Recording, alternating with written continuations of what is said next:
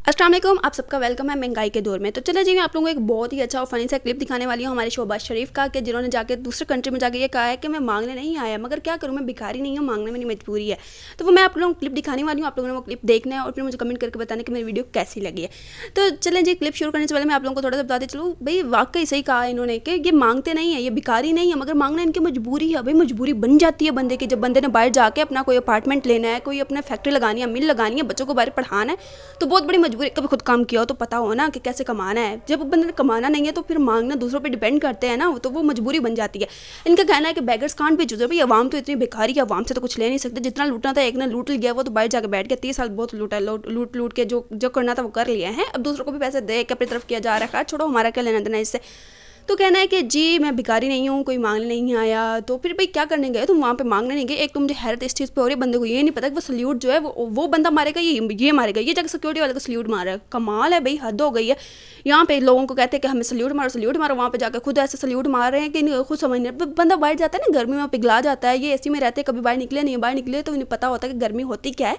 मेरी बीबी का कहना है कि मैं जब लाइट जाती है तो मैं ये सोचती हूँ कि गरीब अवाम कैसे रहती होगी। मैं एसी में जब बैठती हूँ मेरा दिल रोता है। और बीबी तेरा कौन सा दिल रोता है? अगर दिल रोता तो ये लाइट कभी ना जाती। यहाँ पे जितनी लाइट जाती है ना, तुम लोगों ने जो करना था कर लिया। एवं शौकिया मारते हैं, शौकिया बिखेरते हैं। खैर छोड़ो, हमारा क्या लेना देना इन चीज़ों से।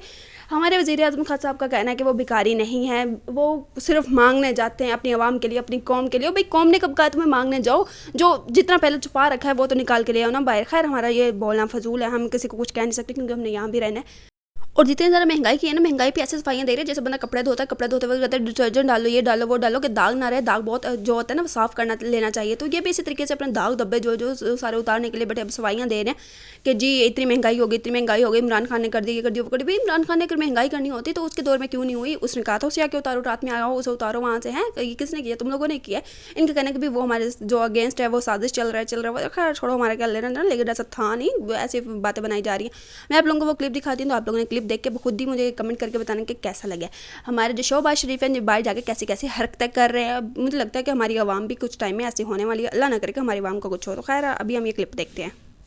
मैं सऊदी अरब से होके आया हूँ, मैं यूएई के होके, अभी मैं तुर्की होके आया हूँ। और मैंने उन भाइयों को कहा कि आप हमारे बड़े अजीम भाई हैं, हमेशा आपने हमारी मदद की। और मैंने यही कहा, जब मैं आया हूँ तो आप समझेंगे शायद ये मांगने आया है। मैं मांगने नहीं आया, लेकिन मजबूरी है। हमारा जिस तरह माजी में 75 साल में आपने हमारा हाथ बटाया है, कुछ अर्सा आप हाथ बटा दें। तो मैंने कहा मैं वादा करता हूँ कि इंशाअल्लाह हम पूरी कौम हम मिलकर दिन रात मेहनत करेंगे, पसीना गराएंगे, अपने पाँव पे खड़े होंगे इंशाअल्लाह, जरूर खड़े होंगे इंशाअल्लाह।